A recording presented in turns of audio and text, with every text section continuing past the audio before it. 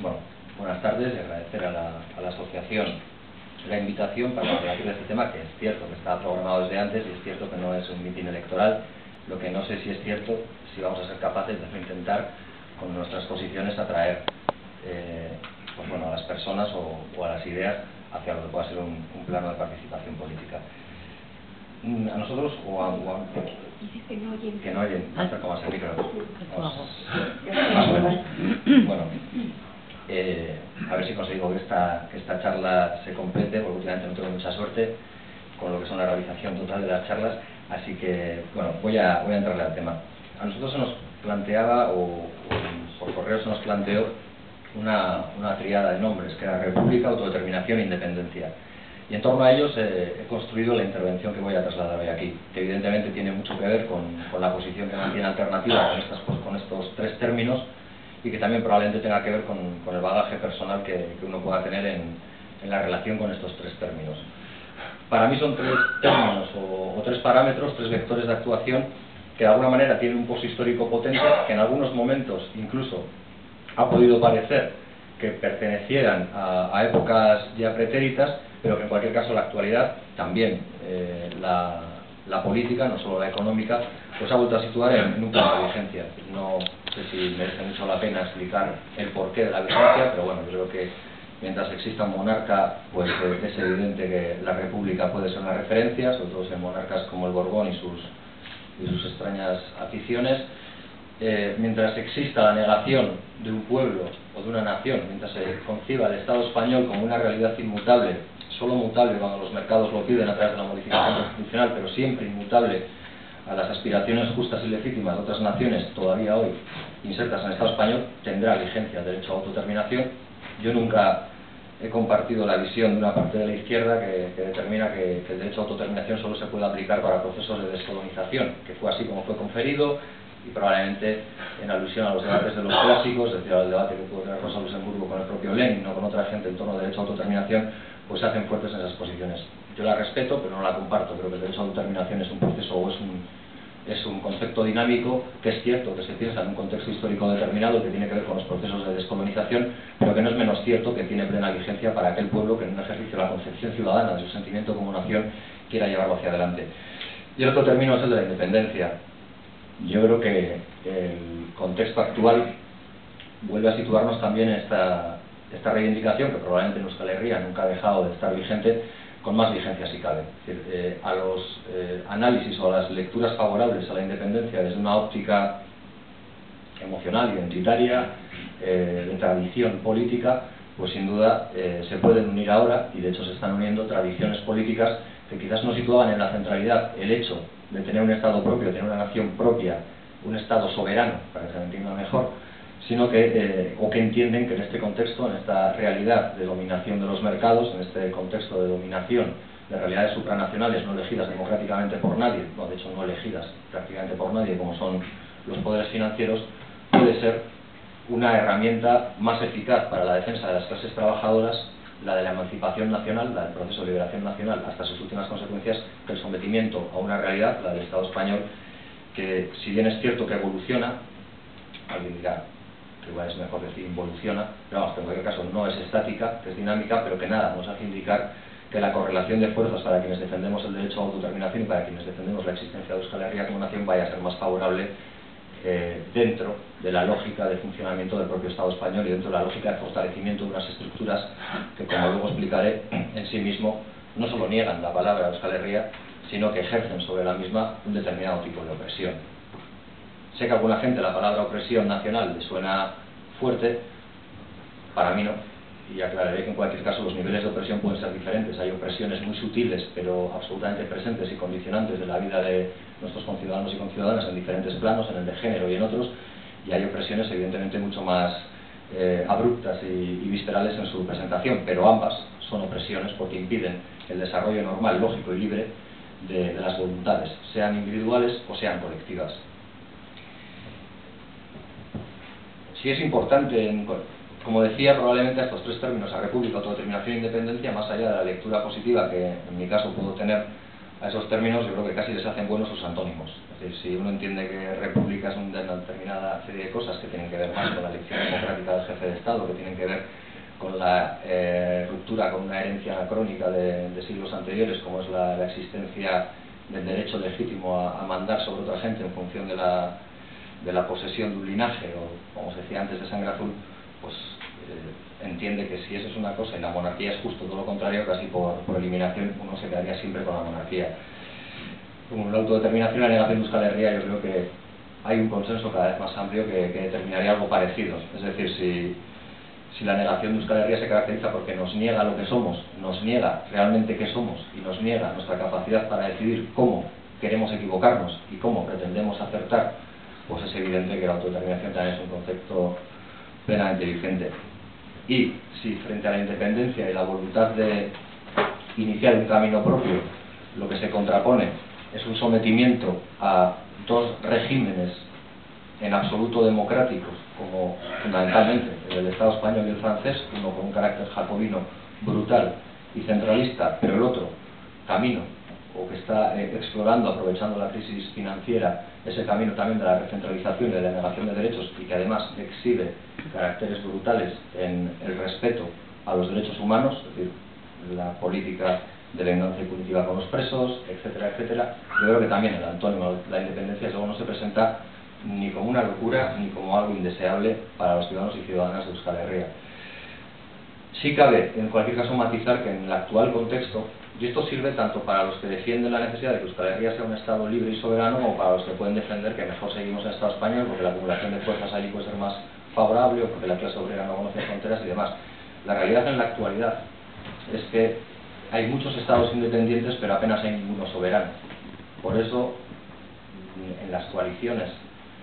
de las que formamos parte, preferimos hablar del soberanismo de izquierdas, porque creemos que tiene una profundidad en la definición mucho mayor que la del mero hecho de ser o no ser independiente, en un contexto en el que la independencia económica casi parece una entelequia por la capacidad omnímoda de los mercados y de los poderes especulativos. En cambio, la soberanía, desde nuestro punto de vista, le otorga un plus a esa voluntad de querer ser, de querer existir y de querer decidir como pueblo, como nación, que es la de ampliarla al conjunto de términos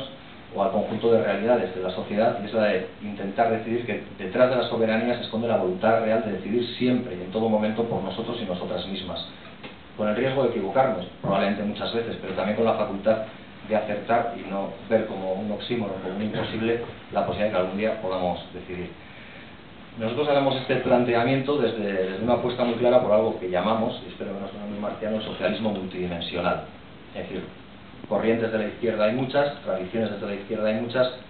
pero es cierto que probablemente unas y otras, incluso diferentes expresiones de la izquierda que no se reivindican necesariamente socialistas, han tenido lecturas parciales, cierto que probablemente obedecían a unos tiempos concretos, que han dejado de lado, han marginado o han relegado a otras dimensiones de lucha. Es decir, desde nuestro punto de vista, cuando decimos que no se puede ser socialista sin ser feminista, o que no se puede ser socialista sin ser ecologista, también decimos que no se puede ser socialista en Euskal Herria sin defender la emancipación de este pueblo para decidir libre y democráticamente su futuro, en calidad de igual a igual con otros pueblos o naciones. Eso, de manera muy esquemática, casi raquítica, sería lo que nosotros llamamos el socialismo multidimensional, es decir, dar e integrar todas las dimensiones de lucha y dar respuesta a todos los planos de lucha, a todas las realidades de dominación. Y lo mismo que hay una realidad de dominación evidente en el plano laboral, la lucha de clases sigue existiendo y, como decía el otro día, no sé si era Stiglitz o algo así, nada sospechoso de ser izquierdoso, seguimos perdiendo. Pues también hay otras realidades de dominación. Hay una realidad de dominación de género, es decir, las mujeres, también aquí en Euskal Herria, siguen teniendo menos derechos en lo que es la igualdad efectiva y real que los hombres, seguimos viviendo bajo una égida, una realidad patriarcal, seguimos teniendo también una realidad de dominación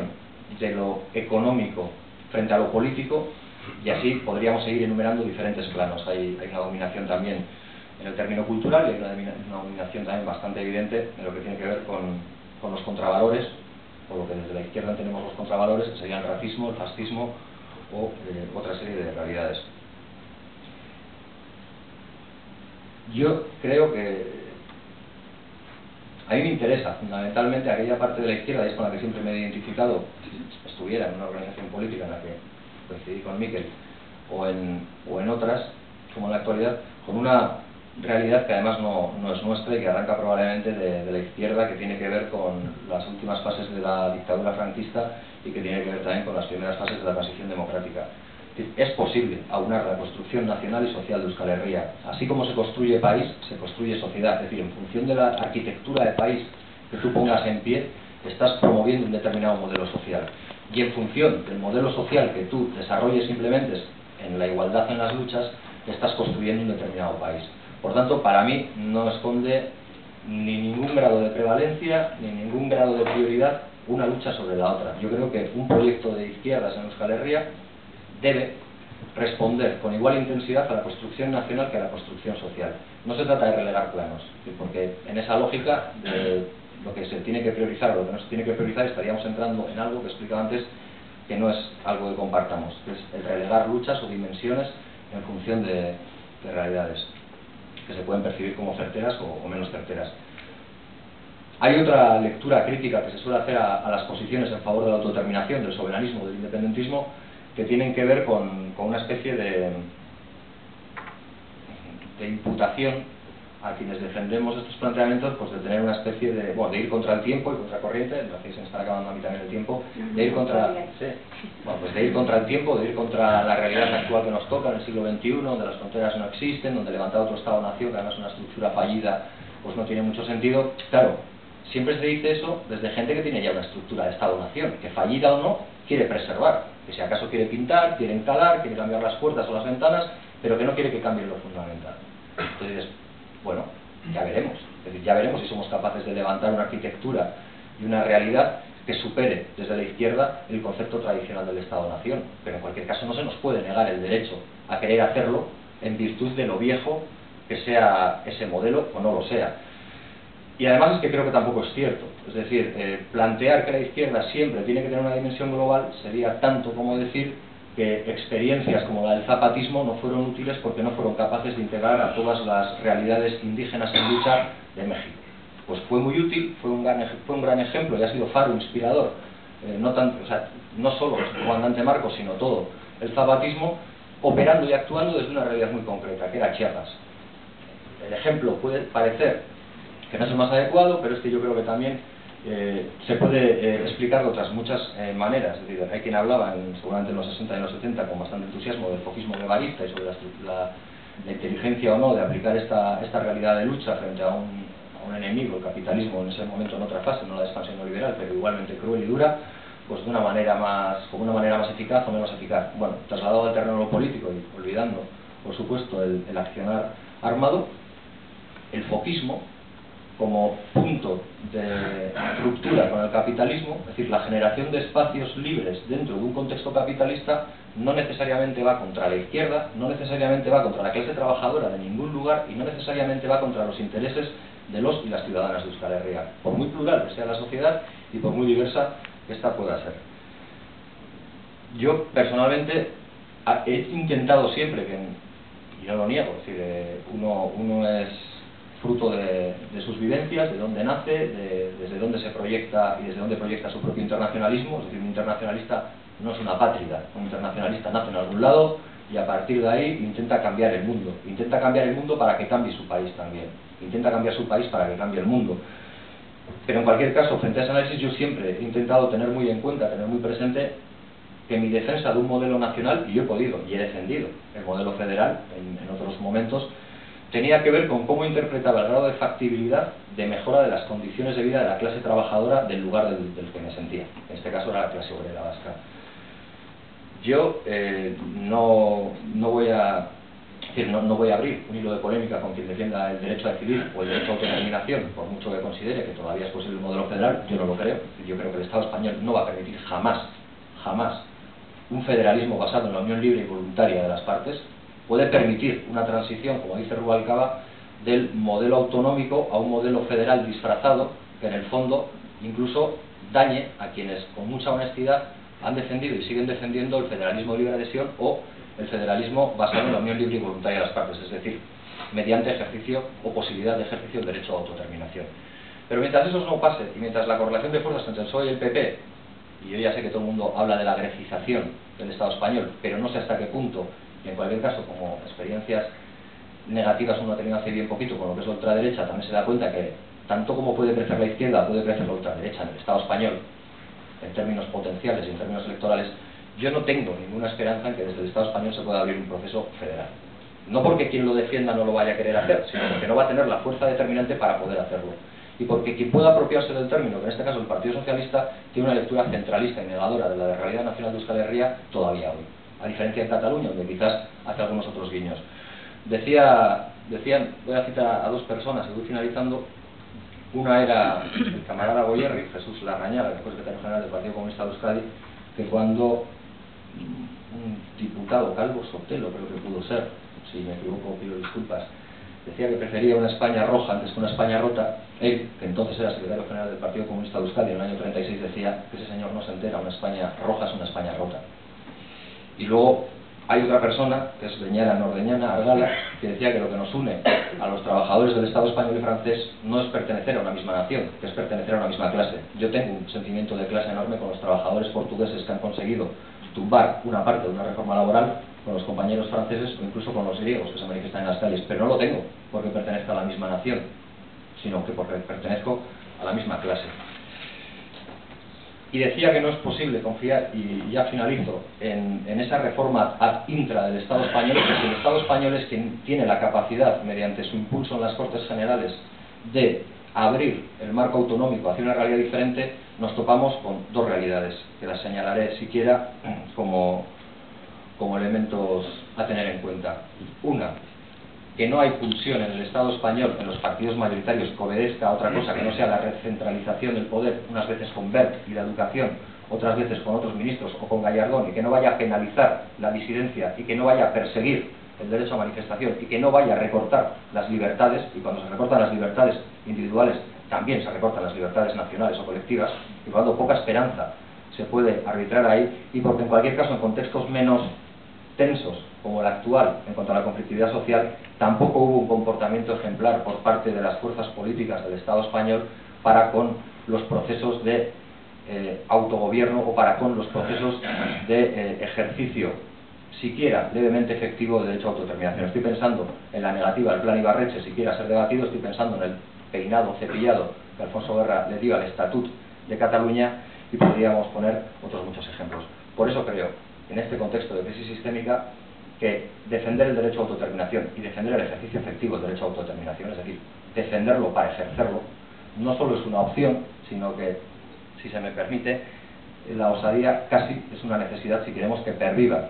nuestra realidad nacional, pero sobre todo si queremos hacer frente a todo lo que nos viene de Madrid, que ahora tiene forma de recortes, otras veces tiene forma de negación de derechos y libertades, pero nunca, nunca, nunca ha tenido forma de modelo de construcción de una sociedad alejada del capitalismo y que transcurra por parámetros de izquierda. Como decía Antonio Gramsci,